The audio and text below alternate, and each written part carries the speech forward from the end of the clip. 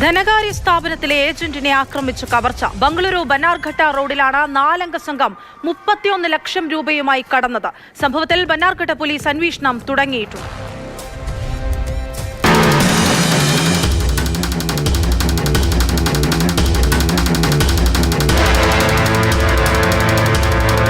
പട്ടാപ്പകലാണ് നടുറോഡിൽ ആയുധങ്ങൾ കാട്ടി ഭീഷണിപ്പെടുത്തിയുള്ള കവർച്ച.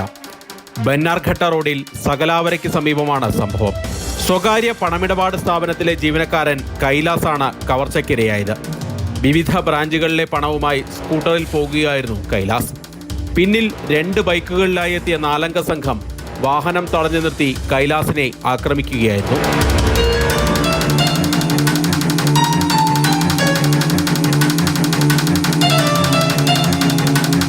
ഇതിനുശേഷം കൈലാസ് സഞ്ചരിച്ചിരുന്ന സ്കൂട്ടറുമായി സംഘം കടന്നുകളഞ്ഞു.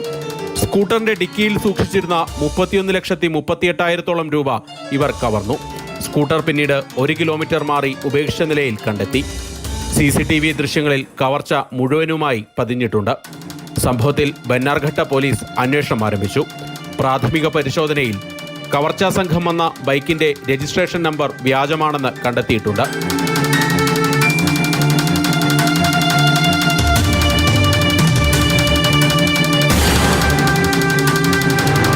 മാതൃഭൂമി ന്യൂസ്, ബംഗളൂരു.